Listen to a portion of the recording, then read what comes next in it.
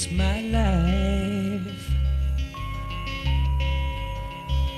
But a dee, dee, dee, it's my life. Lord, I've walked down these old roads so many times. Same old sack on my back, same old dents, all we kids put in the road signs. I waded rushing streams, come filled with dreams, they passed me by. Until spring, they're only pictures left hanging in my frame of mind. I'm just another face you see on these highways, running through days, singing songs with love in every way, for everyone, for everything.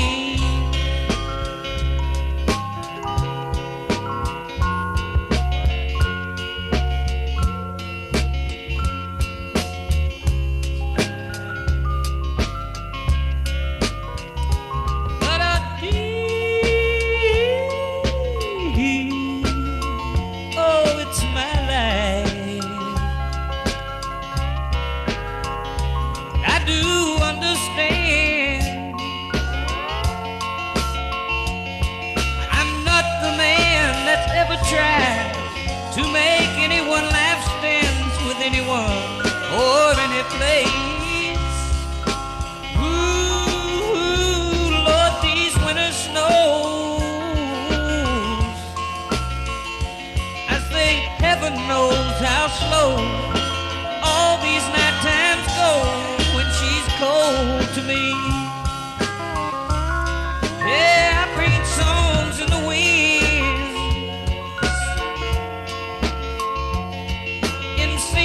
colors they just came in. Oh Lord, they've never really been out. It's just all those see-through people they keep seeing. It's my life.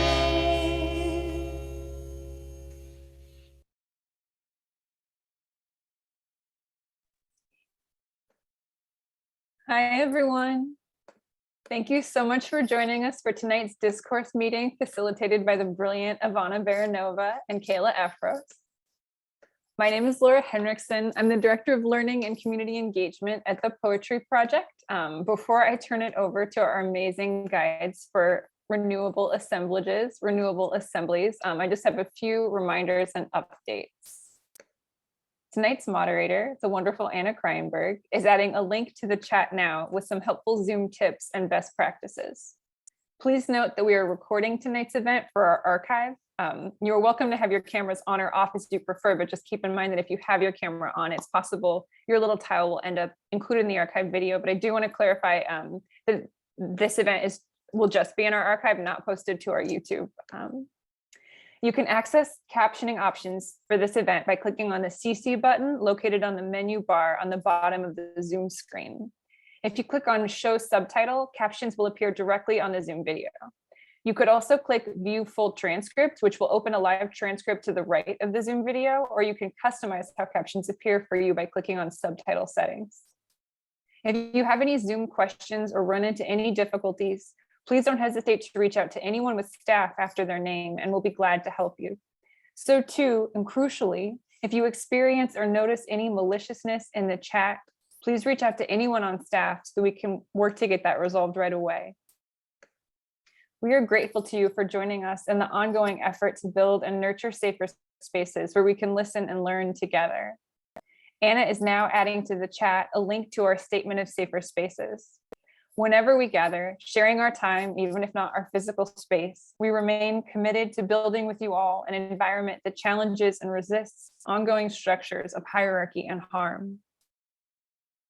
If this event were taking place in our physical venue, we would be gathered together now in St. Mark's Church in the Bowery, where we have hosted events for more than 50 years. St. Mark's Church was built on the site where Peter Stuyvesant constructed his family chapel in 1660. Stuyvesant was once described to me as the original law and order mayor of New York, overseeing continual colonization and enslavement as he increased the population of enslaved Africans in the colony, using their stolen lives and labor to construct the buildings and streets on this stolen land. St. Mark's Church is located on the unceded homeland of the Lenape people, Lenape-Hoking. As we gather across various neighborhoods and nation states, it gives me occasion to remember that it's not just some of the land that was stolen or some of the land that needs to be returned, but all of it. It reminds me too that to return the land is not a matter of transferring capitalist ownership, but as many Indigenous thinkers have taught us, a radical rethinking of ownership and belonging, centering Indigenous autonomy and active relationality and responsibility. To reiterate Gloria Anzaldua's assertion, this land was Lenape-Hoking always, and is, and will be again. Anna is putting a link to a map in the chat now, not to endorse it as complete, but to invite you to join us in learning continually about the land we occupy, its history and ties, as a path towards deeper accountability. Thank you so much for reflecting on this, both individually and collectively. It is truly my pleasure to turn it over now to Ivanna and Kayla to guide us through the evening.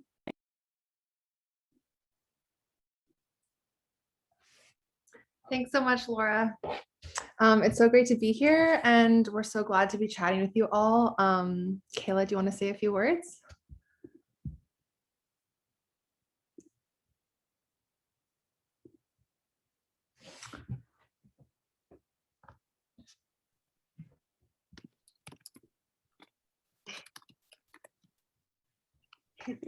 Oh, okay. I couldn't unmute myself. Yeah, thank you so much, Laura, and the Poetry Project in general. I've loved the Poetry Project since I was a teenager, and I feel like it's been an organization that is, I don't know, has given me so much insight and also just so many examples of the ethos that we're going to be talking about tonight. And it's cool to see so many of you guys here in this room who we've worked with already and have collaborated with in a lot of the projects that we're also going to be talking about tonight. You want to introduce SOLALA? Would love to. Yeah, it's so great to be here. Always great to be with the Poetry Project. Thank you so much for inviting us, Laura. And it's so good to see so many familiar faces and fellow peers, collaborators, and artists who we've just derived indispensable inspiration from in so many different capacities and spheres and through so many different projects. And yeah, so to talk a bit about SOLALA. SOLALA stands for the School of Life and Language Arts, and more than an organization, which is, you know, in its inception, what we initially intended was to have, you know, by this time, a running organization happening, something that we were working towards during the peak of the pandemic. We ended up kind of transmuting the ethos of SOLALA into more of a concept and more of something that we've been putting into practice in our life through different creative spheres, literary spheres, visual arts spheres, different projects with friends. And basically, we started to think about how to exist and create cooperatively and sort of redefine school as something that could build us towards a new consciousness in like a radical experimental pedagogical model that wouldn't rely on institutions, that we could do among peers in more of a horizontal environment, thinking about kind of what's already happening in our own creative practices and creative practices that are adjacent to us, different radical organizations like the Poetry Project, and some other organizations that Kayla and I have both worked with, both independently and together. And we just want to read a little bit from our mission statement that we put together predominantly last year as we were working towards creating the sphere and the container of what SOLALA was going to be, has been, and is going to become in future iterations. And so what we have here that I'll read a bit from around SOLALA is driven by a shared purpose to learn, make, organize, and exist cooperatively. And as our correspondence grew, we began to ideate towards seeds of the School of Life and Language Arts. SOLALA aims to redefine school as something closer to building a new consciousness, interested in what is already happening through a framework of poetics. SOLALA emerged as a possible realm where accessible knowledge interchange could emerge through practical application, where artists could participate in pedagogies of wide-ranging fascinations and radically imagined fields of study to spark collective wonder and broaden potentials and passions for creativity, practice, theorization, and holistic engagement. As a response to current cultural and academic institutions which have privatized and commodified education by enacting exclusionary profit-driven measures, information and resource hoarding, and de-actualizing enthusiasm in and out of the classroom, SOLALA aims to simplify community education by reifying collective imagination, forging equitable creative learning structures, and animating scholastic zeal. And that last part around animating scholastic zeal was sort of the main impetus in Kayla's and my ideation around what SOLALA would become. So we thought that we could share a bit about each of our backgrounds and creative practices and share kind of what spheres we've been working in and what spheres have inspired us to come together to organize around this idea and this framework. And so I'll pass it over to Kayla in a moment, and then we'll share a bit about how Kayla and I met and some synchronicities that led to us starting on this project.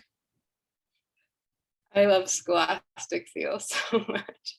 I forgot about that. Those two words together. I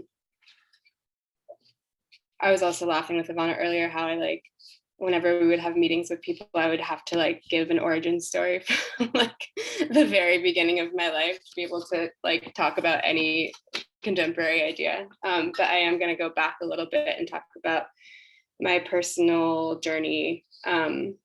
Just how I got to this place with Ivanna. I mean, just starting with school, I guess, is something we'll all talk about together later, but I never really felt like I was doing it right. And I felt like really I created a very strong creative, I developed a really strong creative practice kind of in opposition to my early school experience. And that felt very important for me. And I still think about that as very formative. And I think it also felt very lonely. And the first time I can remember feeling togetherness in in a context of education learning was when I met my friend Livia, who's here in the room. It was definitely the first experience of collaboration I'd had, and felt like meeting a piece of my imagination that had existed in the world that I didn't know about. And that really feels so important to my development as a social artist, which I think is really the foundation of this project. And Olivia and I started a poetry blog in 2011 that also felt really important to my relationship to poetry and experiencing it as a social place, and really elevated my relationship to writing, I think, too, and in a way. I think that the social and shared imagination of that platform was super integral to my artistic development. And then art school, the institution, I think going into it in some way, I was so relieved to be in a place where art was the focus. And on the other hand, I felt like my practice was totally warped by being in the institution, and I had to create an armor and provide all these like legible justifications of my work. And I feel like I'm still like undoing a lot of that, which also feels like the crux of this project. And I think it was reading bell hooks that really helped me articulate just like a lack of spirituality that I was experiencing in school. And then the first artist residency I ever did was at the Kesey Farm in Oregon in 2017. And my friend Kate Smith was running that project. And then I ended up working with her and started an interdisciplinary poetry residency at the farm that ran for 3 sessions. And this is sort of like the beginning of my pedagogical experiments merging with my art practice, I guess, and my poetry practice. And so for 3 sessions, 8 participants came and stayed at the farm. And for just 3 sessions, the program really evolved like completely. Like the first session, my imagined model, or the model that was supposed to take place, was that a leader was going to come facilitate the week-long residency. And then after they canceled, like the night before, we developed this plan B.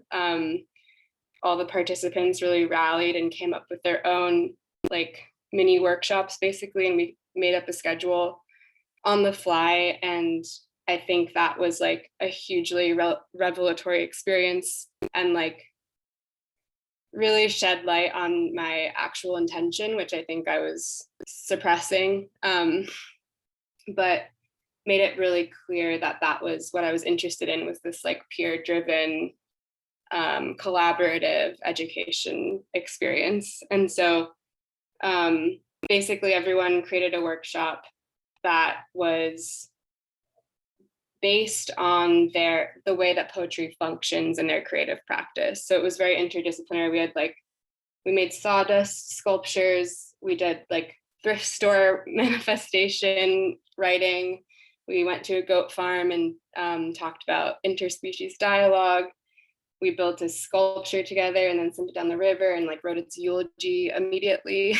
And it really felt like playing school, like we were playing so much.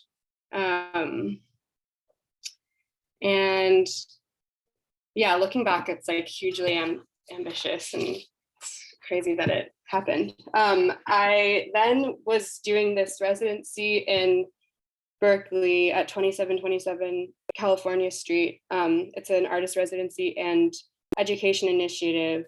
And so they encourage the artists and residents to collaborate with the community, and they have a lot of education programming for youth there. And so when I was there, I was running an all ages poetry club that happened weekly. And it was such an amazing like intergenerational experience, which is something that I really feel that I'm missing in a lot of my endeavors and my creative life.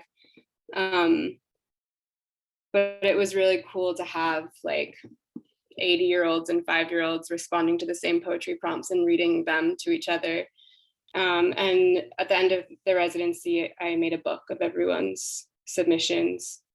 And when I was there, I was reading a lot of texts about experimental pedagogy, including some Fred Moten. And one quote that really like I became obsessed with and got so stuck in my head was, "To renew our habits of assembly, we need renewable assemblies."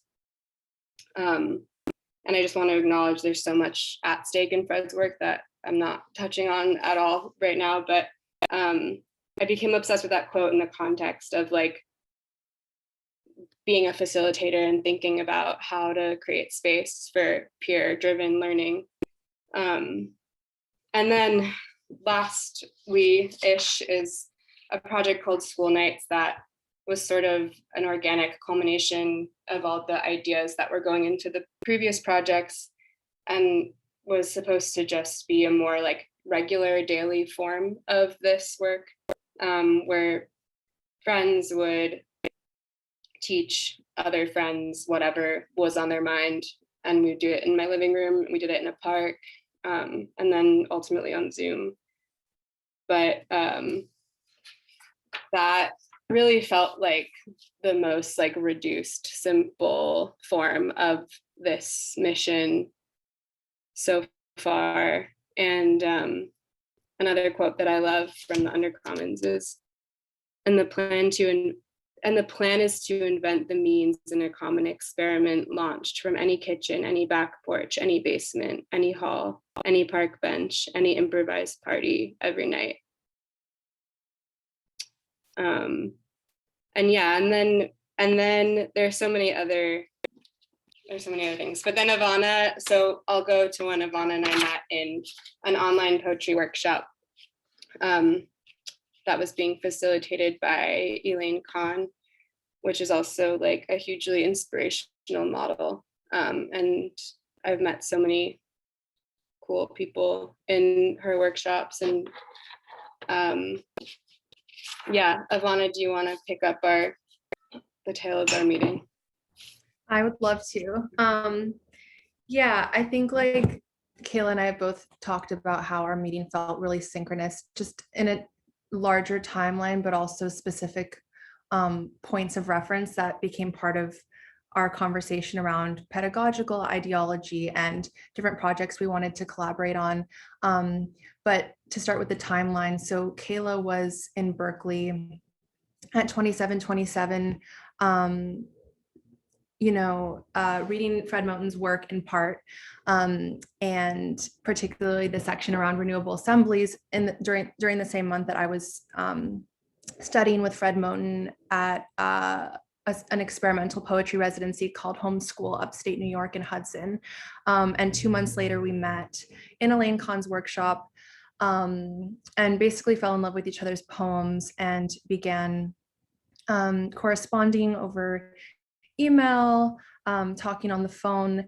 And this was late 2020, and a few months later the pandemic hit.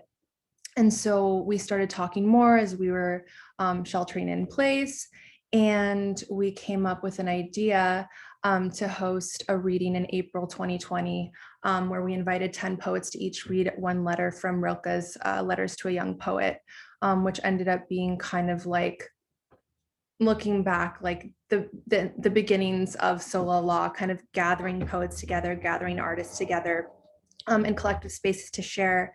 And that event itself felt like plain school, because it was essentially a read aloud where we were all just sitting around in a circle, all from our various homes, sharing in this experience, something that felt really close to heart, and was for many people the first time that they had engaged with that text, and to be able to do it in a collective sphere felt so special. And so we continued to correspond, and then several months later I was able to come to LA, and we met in person for the first time because we had just been talking over Zoom and phone calls and things like this. And we were kind of vocalizing our frustrations around wanting to engage more holistically in learning spheres. And Kayla hadn't been able to host school nights because of the pandemic, and things were kind of petering off in terms of Zoom fatigue and things like this. And so we started chatting, and we were like, what can we do? Both of us being total school nerds, like just obsessed with school, obsessed with school iconography, obsessed with learning, like always taking various online workshops, maybe poetry specifically, but other forms as well, other disciplines.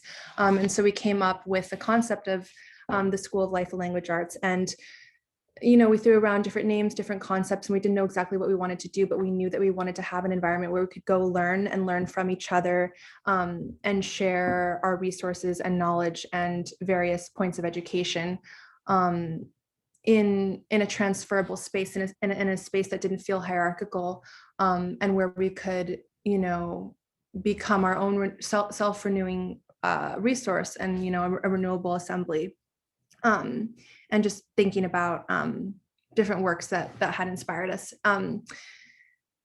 And yeah, so I'll talk a little bit about my own background in poetry and school, both in the institution and outside.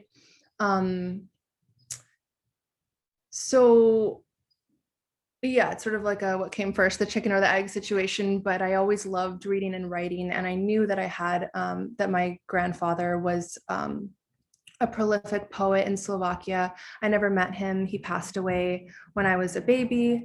And I grew up with books of his around the house that I was never able to read because I don't speak Slovak. And my dad would translate a bit and things like this, but I always had this like romantic idea of a poetic lineage within my family, but just naturally gravitated towards language and writing and poetry specifically through all through grade school. And then went to study, did an interdisciplinary studies degree in my undergrad.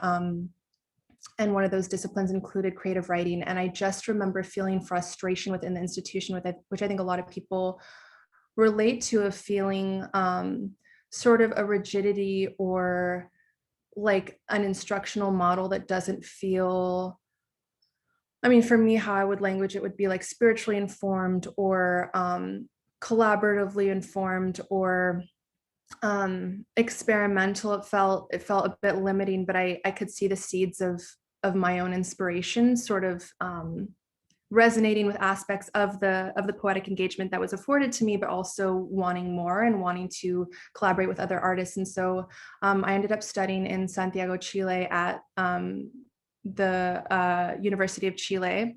And it was a really interesting experience because when I arrived, I actually didn't know that the school had shut down due to education strikes, and that the campus I was at, which was it was sort of like a social theory and arts-based campus, was completely shut down, and there were protests happening all the time. And here I was in the middle of Santiago, just like, I have no idea what's going on. And so I ended up connecting with other poets who I was studying alongside, or that I knew through mutual friends, and we started collectively organizing different literary workshops, one of which was in like a renovated butcher shop, like in this local zone nearby, and just exchanging writing, and bringing what Kayla was talking about before, like social artistry, political artistry to language. And so then when I got back to university in Canada, I felt like I had been immersed in a radical experimental pedagogical model, one that I had been yearning for, but I wasn't getting within the institution. And from then I saw what was possible. And so I started organizing with poets in Vancouver and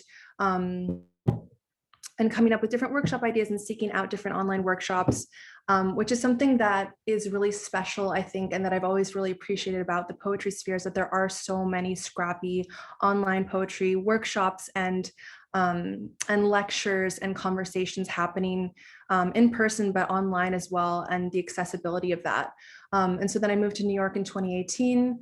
And continued publishing, continued working with other poets.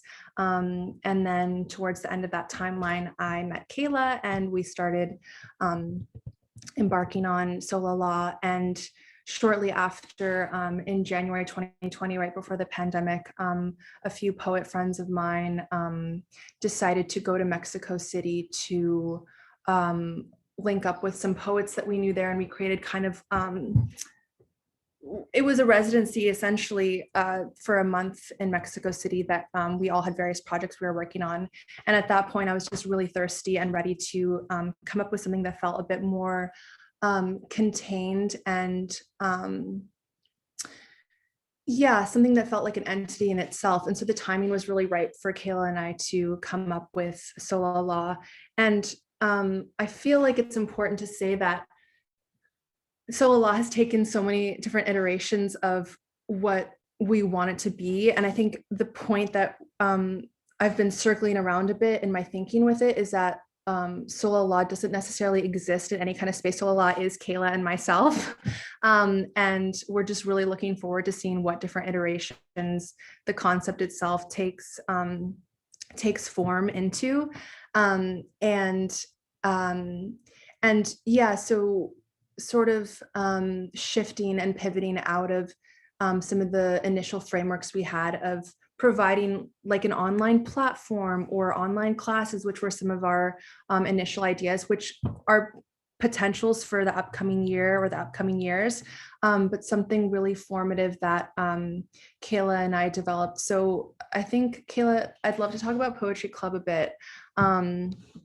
because this is a project that Kayla and I are currently engaged with, that was something that, well, to make a longer story short, it was peak pandemic. It was after the Rilke reading that we had organized in April 2020.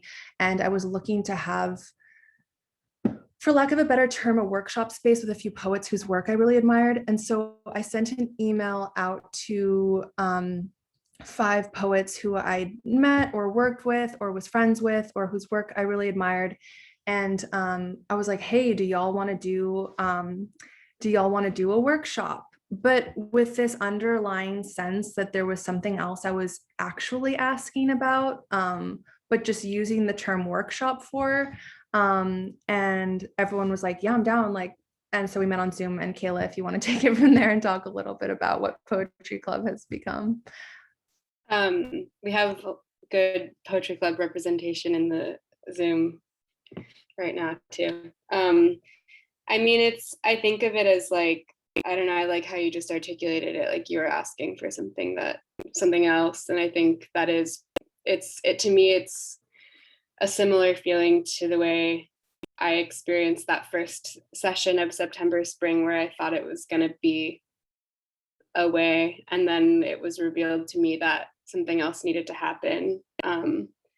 And I think like, it sort of hit me, like Ivanna and I were going really hard in like officializing the organization of SOLALA and like, like looking into fiscal sponsorship and like having meetings. And we were really spending a lot of time on like doing this kind of like behind the scenes, I guess just like what it takes to create a nonprofit essentially. And it hit me that I really didn't want to do that, and that I was like that it was really like eclipsing a lot of the like joy of the mission that we spent so much time ideating too.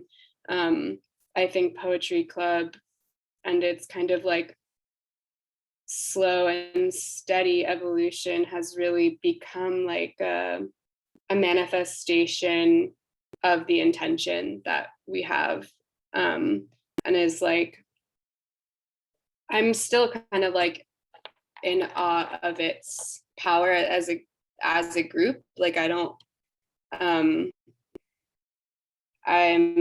have so much gratitude for like the commitment, the collective commitment. And I think again, it's just like this idea of friendship being the basis of learning too, that really is it's so strong.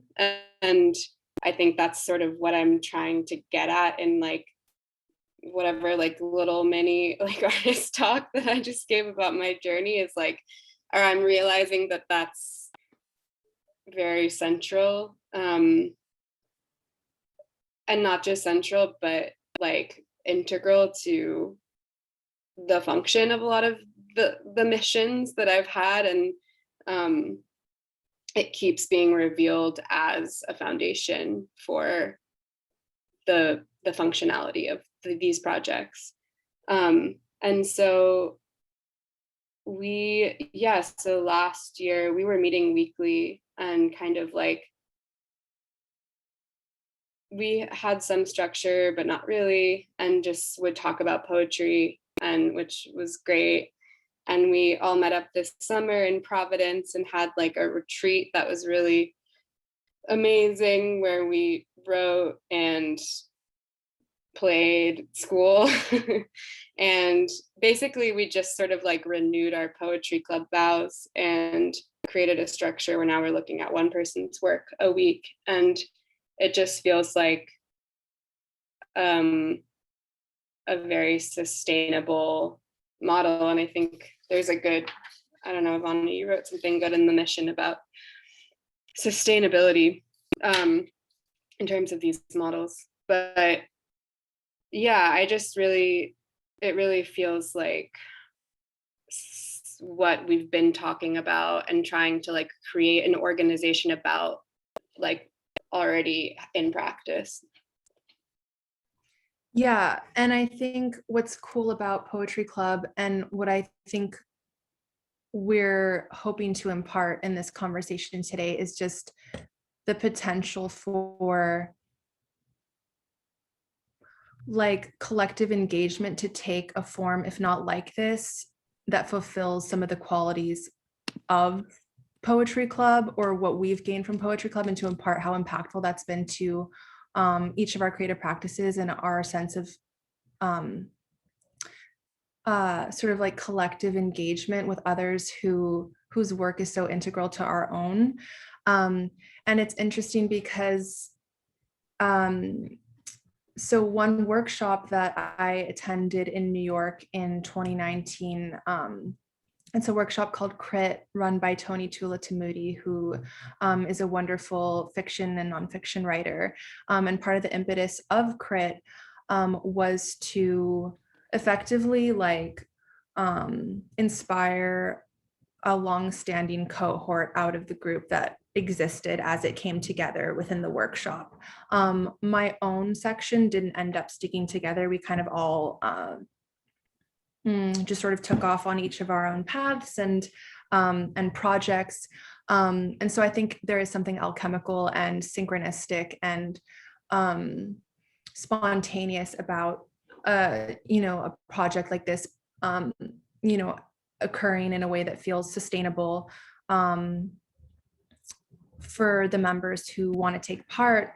But and it's hard to define even what Poetry Club is. And I think that actually the ineffable quality and the indescribable quality of the group itself is what is so special about it. It's like something you can't really articulate, but or explain, other than to say that Poetry Club, on any given day, it's like I can reach out to the group as a resource for editing help. I can reach out to the group if I have a piece I want to workshop, or if I'm curious about another member's work that I want to give input or feedback around. I can reach out for professional advice if I'm thinking about working towards a certain position or role, or I want someone to gut check something with me, exchanging literary text, exchanging theory, someone sharing about something that they learned either inside of an institution or outside, or organizing events, organizing retreats, writing retreats, which we've done and which we're working to do in the future. And I'd really love to just shout out the 4 other members of Poetry Club who are here today, who have helped us fulfill some of the aspects that we were yearning for as we were trying to do like in a more official capacity what SOLALA was going to be around, becoming a nonprofit, but who've helped us fulfill so many of the qualities that we didn't know we were looking for in our practices, but ended up getting from this group and from ideas and opportunities and just sort of like psychic resources that we've been cultivating. And so that's Rosie Stockton, Emily Martin, Tess Brown-Lavoie, and Mary Clark, who are all here. And we've been joking about bringing them on stage to say anything if they want. They totally don't have to, but we just wanted to open up the floor to, in a little bit, maybe some questions or input. And we would love to hear from any of y'all if you want to share. And from anyone. So Kayla, I'll hand it over to you if there's anything else you want to say before we open up the floor to input and questions and any feedback. Yeah, I have a lot of random thoughts that I'm hoping will just come up in a larger discussion. But we wanted to give you guys the chance to ask questions or comment now before we give you a discussion prompt, which we'll go into breakout rooms for. So if there's anything anybody wants to say now, please. Or we can give you an assignment.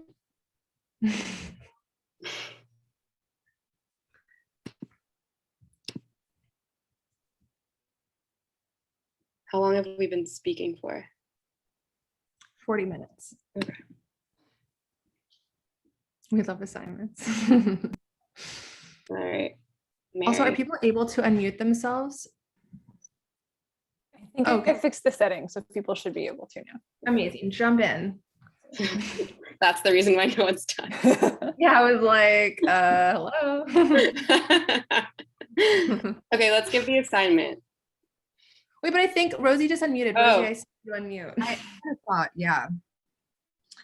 I think, yeah, thank you guys for your presentation. It's so special to hear you talk about your paths towards experimental pedagogy and just like the way you live your lives as poetry. And with like autonomous like pedagogical situations, or like maybe what you would colloquially call a writing group. I'm really curious, and I'm curious like other people who are attending this discourse too, and excited to talk in the breakout rooms just about questions of structure and when it comes to like this concept of renewable assemblies, like how do you create a dynamic with friends or with people, you know, strangers to or who people you have different like modes of relation with? How do you navigate like solidifying a structure, letting a structure collapse while still maintaining the relationality, finding, yeah, I think like that relational process of solidifying or allowing structure to dissolve, whether that's just like, you know, having an agenda for the day or not, or deciding who's being workshopped, like what modes of structure are we taking from like trad school, and then how are we kind of being more improvisational?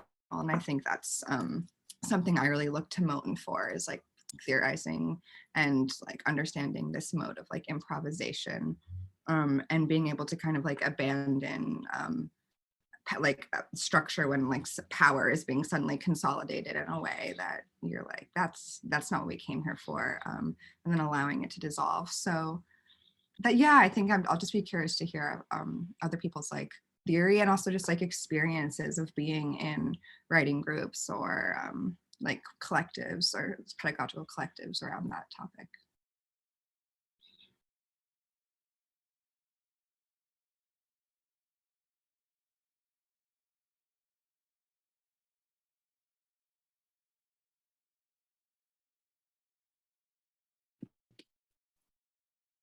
I think bringing up improvisation feels really important.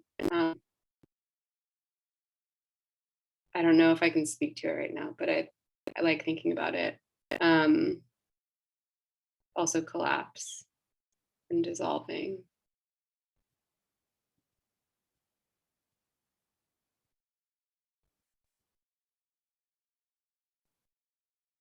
Hi everybody, I'm Sarah Jane.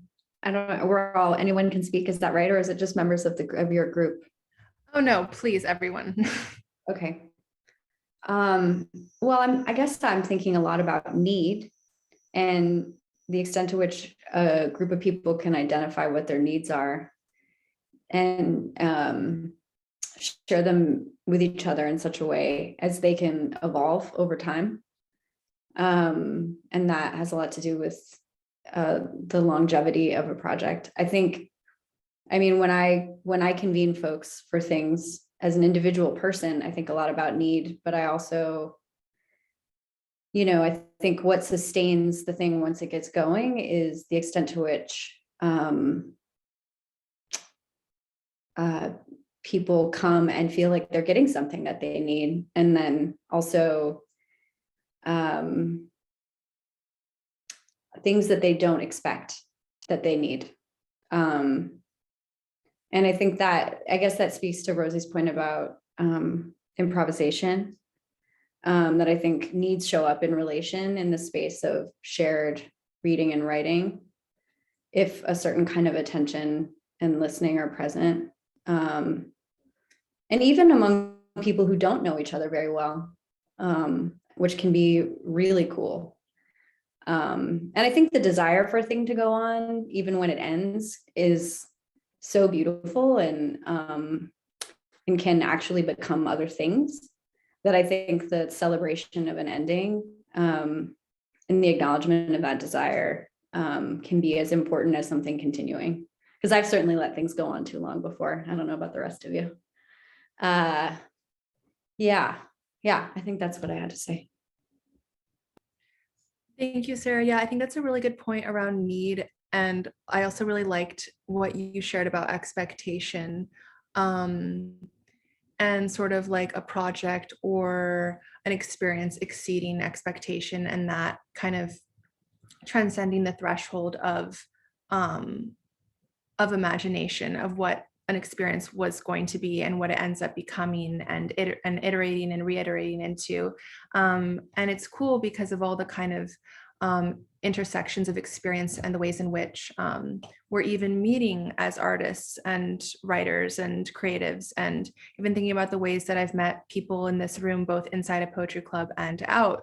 You know, like Mary and I met at a poetry residency. Rosie and I met at the same residency. Emily and I met at a Wendy Subway poetry workshop in New York. Tess and I met at a reading she gave at, you know, so it's like just all these intersections. And I think that experiences and new opportunities and new forms of collaboration do emerge out of need. But I think that the expectations often transmute really beautifully as we seek out new thresholds of engagement and interchange.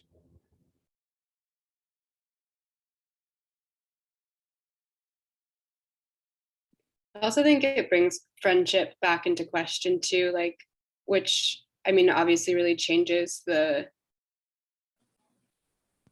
like ways of improvisation, and like, I keep referring to it as a foundation, but I feel like that is like something that is the difference. I mean, it's something that we thought a lot about in like when we were planning on like launching programming and like hosting and facilitating space, creating space for people that we don't know.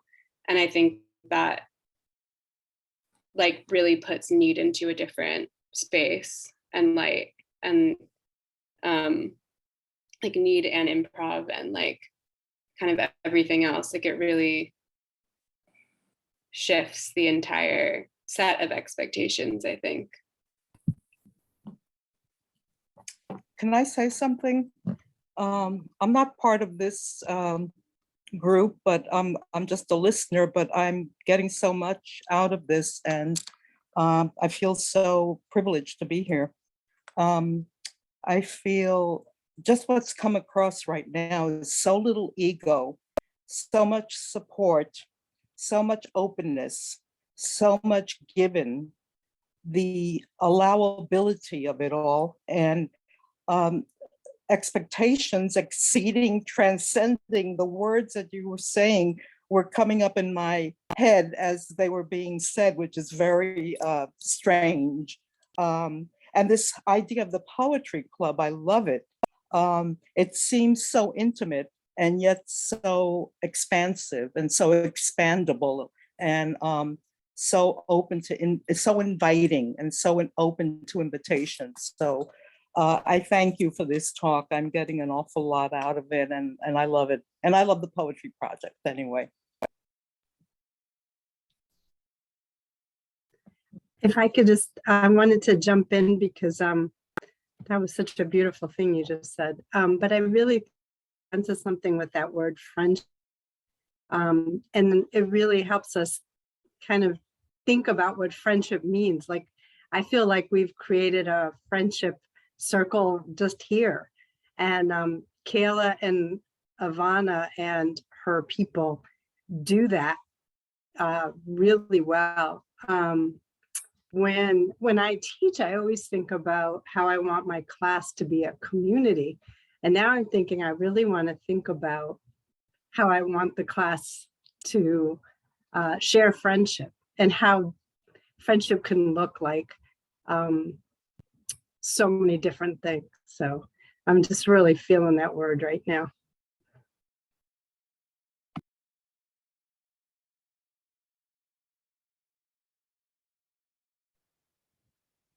Thank you so much, Katie. Yeah, I mean, it's really beautiful to hear that what we're sharing is resonant.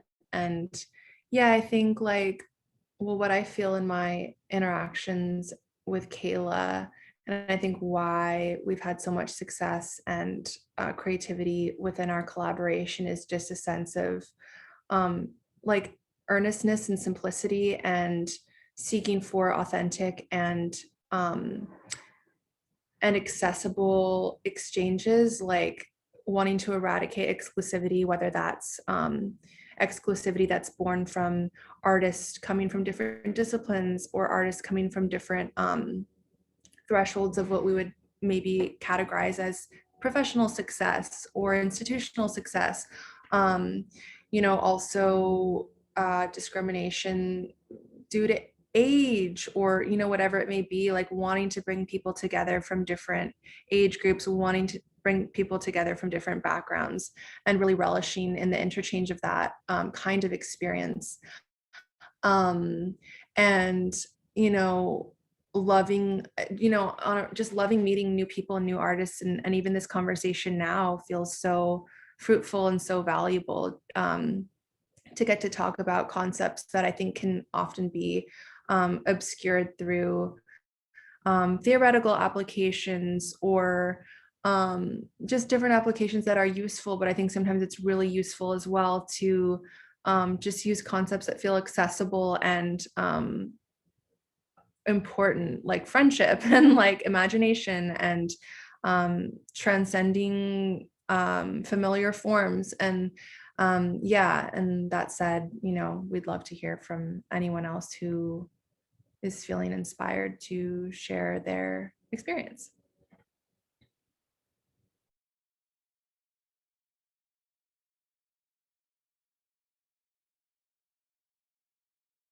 One thing that that I'm thinking about right now, well, my experience today has been one part of like inside an institution teaching, and now being here. The difference is really so nice to feel. But I see, SJ, you're nodding your head. We had similar days. But I'm thinking back to Rosie's point about like, when do you let it collapse? Or that word is stuck in my head right now. And I think part of like this morning before teaching my like school class, I just like really wanted to collapse. I'm having a rough time with the beginning of the semester. I'm like, I just don't want to do it. I'm like, I would rather collapse.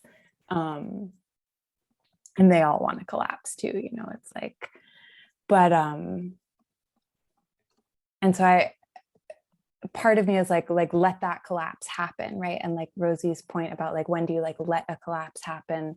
And yet it feels like too early in the semester to let that happen. I'm pushing up against this sort of like timeline of the semester, and I don't have a real thought to sort of or point to bring that to, but I'm definitely feeling this sort of, or like the word collapse is like highlighting a real distinction for me in like institutional space and friendship space. Like, when are you allowed to let it collapse, and when do you like feel like you can't?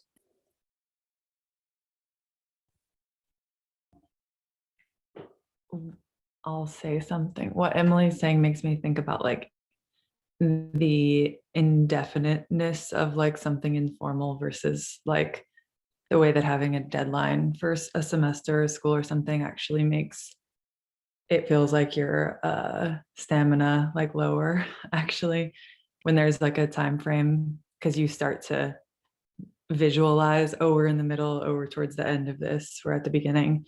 Whereas deadline, Katie, yeah, exactly, it's true. And then there's something like for example, with this poetry club, there's something really strange about this idea of like, what does it mean to like not know how long something will go on, and that anxiety in a way where it's something that you don't want to have end feels kind of I don't want to say productive, but it's just so unusual to not have a time frame, and to not impose one, and to like resist that like rounding that edge, sanding that edge is really interesting. And like kind of radical, dare say. Well, now I'm thinking about collapse in terms of like, I'm thinking about this project, like the ethos of SOLALA and then all its iterations, and even like just the iterations of like a mission or an intention, and like the collapse of each of those iterations too, and like, or each manifestation. And there being this like, I don't know, the larger net that is the intention, or the like, I don't know, like the map or something. And then these like, yeah, miniature collapses along the way. I feel like I'm missing some stuff in the chat. Oh, collapse. It's just your mom going off.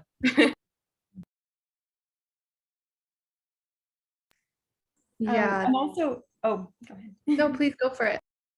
Yeah, I really think this is interesting, like the idea of collapse. And it's also thinking, I think this is something that Moten and Harney talk a lot about, with sort of this idea of study being kind of constantly taking things apart and putting them back together. So I wonder if there's like also built into the collapse, it's not like it's totally, something just totally ends. It's almost like things can break down, and then I think little parts of that can continue or can be built upon or can be reassembled. And so I'm thinking like habits of assembly is like the constant like allowing of things to break down, and then, you know, the kind of coming together to build something new. And it seems like so much of the collaboration that you two have been a part of, and so many other people here, has been that like ongoing breaking down, rebuilding.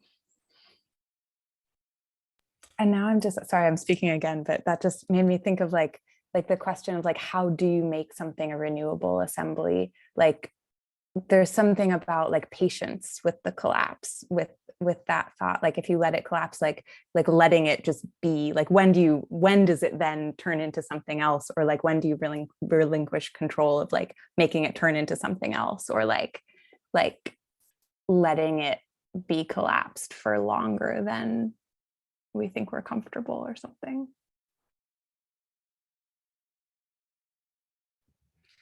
Yeah, and I think the collapse being integral to the next iteration, or like cycle around to the next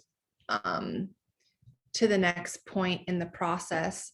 And actually Kayla and I would laugh a lot during the era where we were still working ambitiously towards becoming a nonprofit, and we would get into a very like professional kind of psychic landscape with our ideas and conversations. And then we would have a phone call and we'd be like, wait, so this feels wrong, right? And then we'd completely like scrap the entire trajectory we were on and reanimate into something else. And eventually those points of breakdown or points of departure ended up, you know, within their cycles ended up taking us to a place where we were like, and now this project in the you know, for example, nonprofit iteration that we had anticipated or were expecting is on hiatus. And what's taken its place through the cycling is this new point that we're at, which right now is you know, looking like various different things.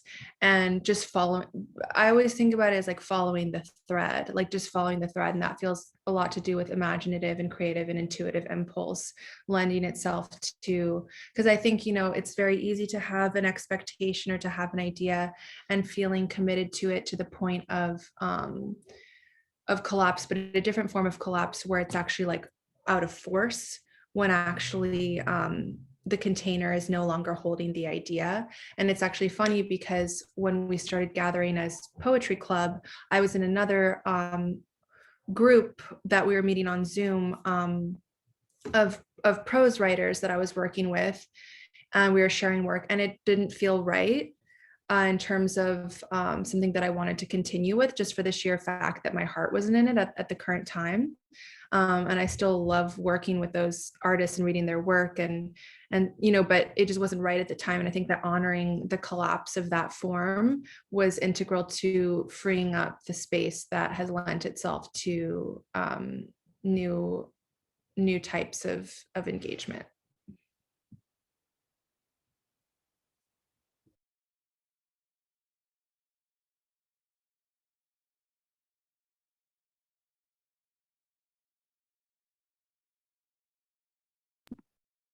Should we give the assignment? Yeah, sounds great.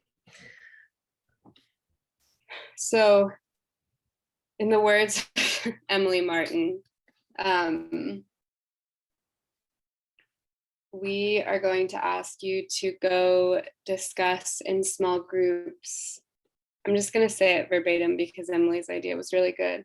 I texted you in the middle of teaching my other class. It was perfect. And it says,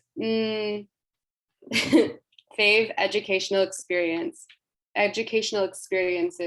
and fave ways to hang out with friends. What are overlaps and divergences? I can type it into the chat. So think about or discuss your favorite educational. I can only type with 2 fingers. Mary is going to teach me how to type with all my fingers.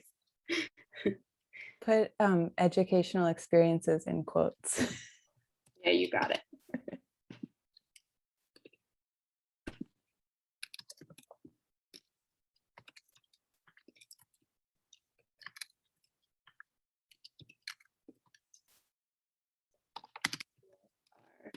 Overlaps and divergence. And we'll be in breakout rooms for about 20 minutes, and then we will come back together and chat about what went down in the breakout rooms.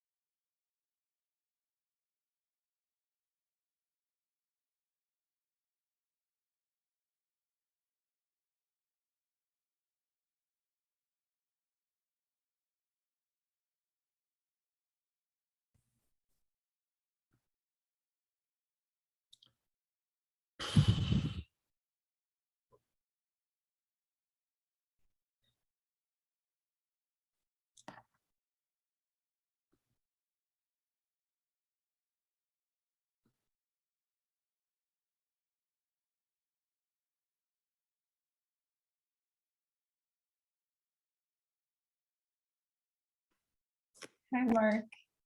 Hi. People are in breakout rooms right now. I don't know if you joined a little later, but they'll be back, I think probably in just a couple minutes. Good to see you. Pleasure. Yeah. Did this, sorry.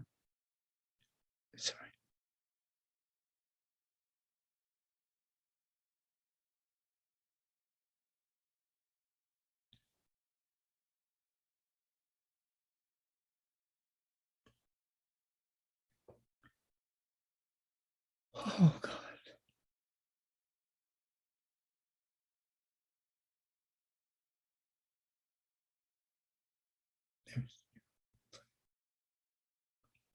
I was kind of thinking about how like the lack of authenticity and the lack of intimacy was also brought up. And so how those things like authenticity and intimacy are integral to creating that collaborative network from like the start.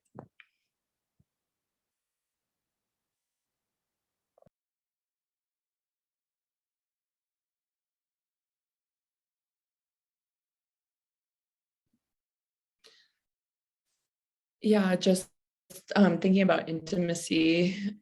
We talked some about like the different ways that friendship and like formal educational spaces can hold conflict and disagreement, whether it's like interpersonal conflict or more like disciplinary or institutional conflict, and discomfort, and just thinking about like ways that like structure and form, like whether it's, well, particularly in pedagogy, like can create space for like or like literal like physical space to hold and like and cradle conflict and disagreement toward greater intimacy, and just like a sense that discomfort is, well, in my experience, like hugely beneficial for learning of any kind on like an interpersonal level or creatively or intellectually.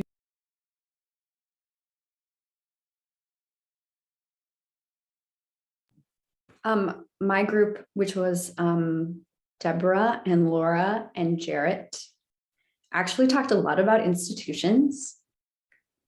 And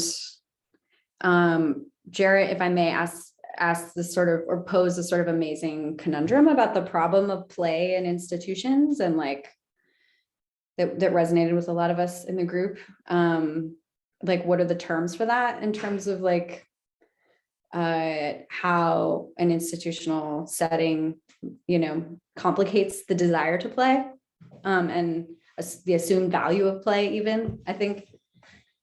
But there were also some beautiful moments related to institutions. Laura and I discovered we've taught a class with the same title, and even like that class having some same kind of forms many years apart. I really love something that Deborah said about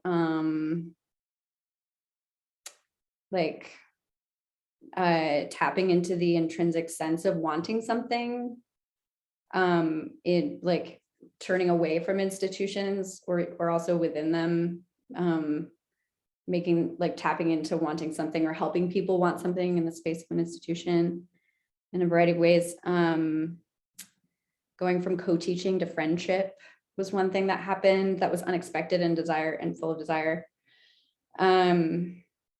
I think I share with Jarrett the feeling of liking the margins of institutions as places to find people and make things happen. And I said this thing at the very end as the seconds were ticking down, which was that I have a suspicion of friendship, and maybe I'm alone in here, maybe I'm not, I don't know, for the ways that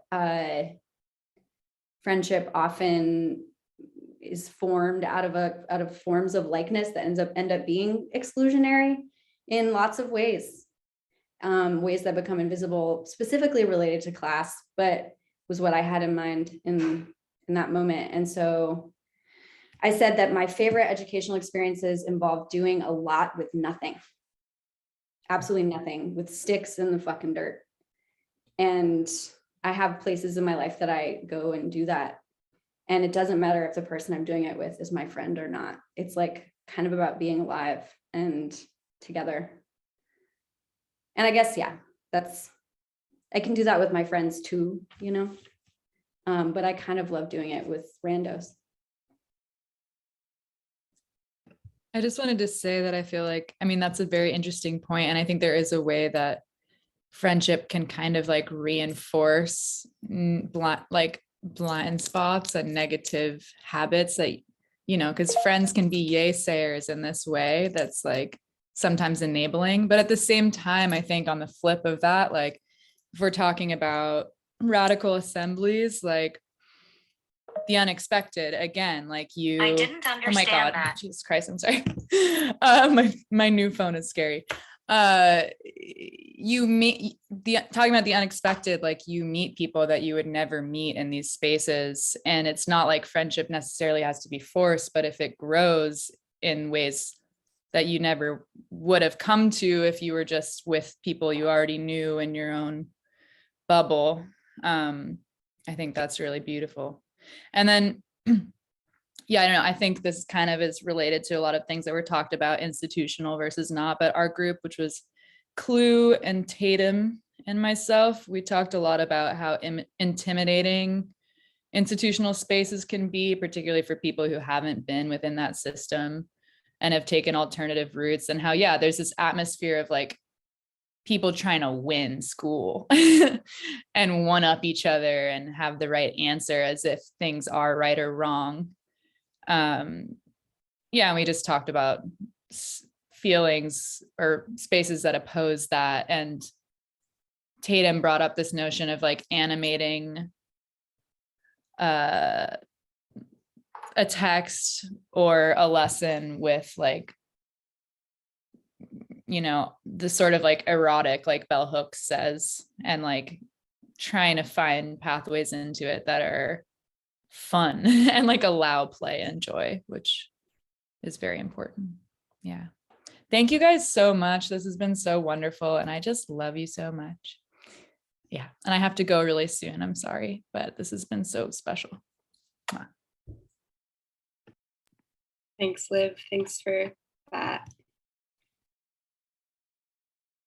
I was going to say something to respond to you, but now I'm reading the chat. I'm just making sure that we're good. We should. I think things are being addressed.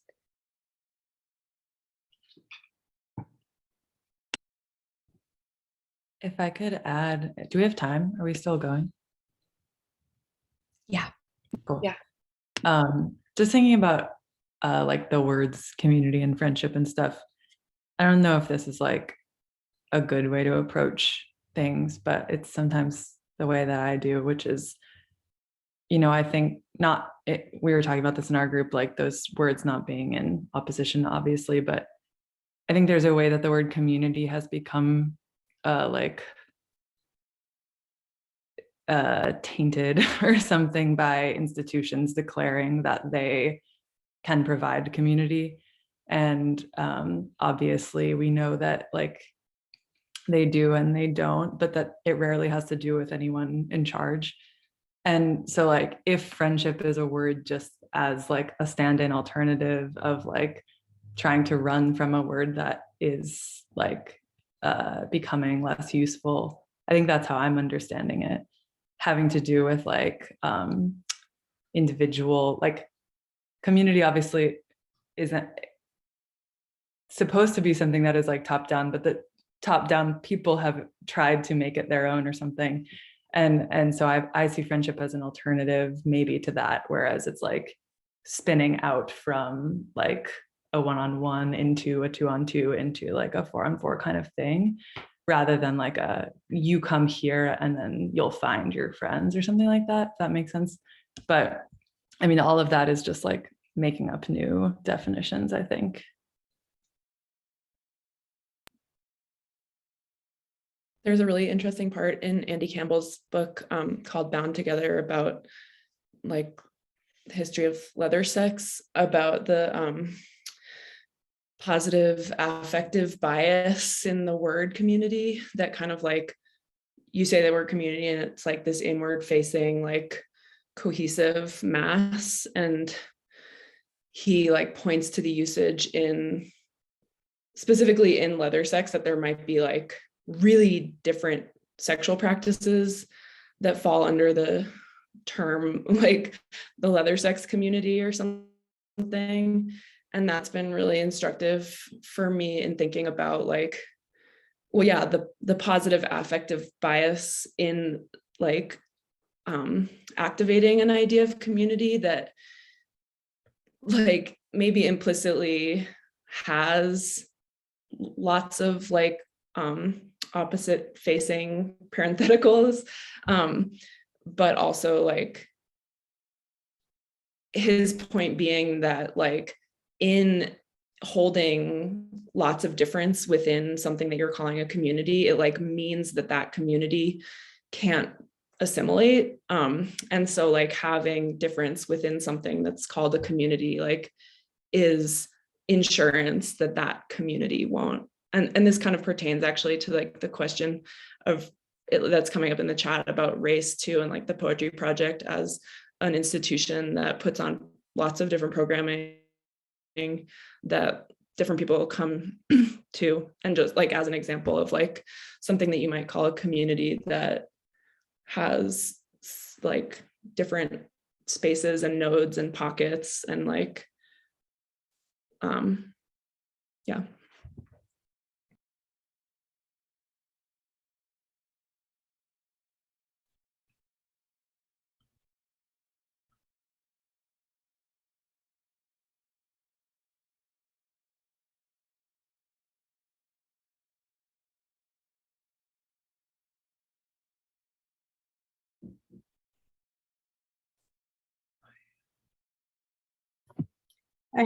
I'm just thinking about the word friendship and how we're all kind of working with it and how the connotations that it has. And I just was remembering I had a professor in grad school. He would always come in and start the class with, "Hello, friends." And it really changed the feeling. And I don't know, I felt very included in a class that I otherwise felt is subject-wise very excluded from, for whatever that's worth.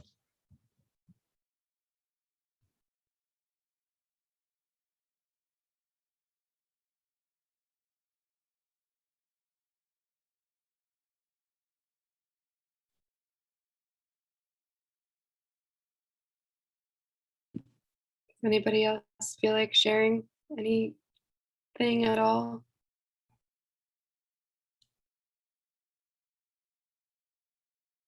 I feel like friendship could be a nice note to end it on.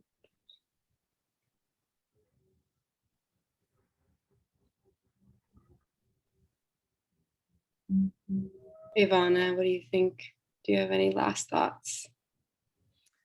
I agree. I just really appreciate how engaged everyone has been in the conversation, both on video in the chat, and yeah, just would love to end on a note of gratitude for being hosted by the Poetry Project and all of you for showing up and participating. It means so much to hear all of your voices and all of your past experiences and experiences that you are currently ideating towards. And yeah, just want to say that, you know, we are here if anyone wants to reach out after and ongoingly with any questions or ideas. And it's really so special to get to share this space and talk about something so important to our current practice and so close to our hearts.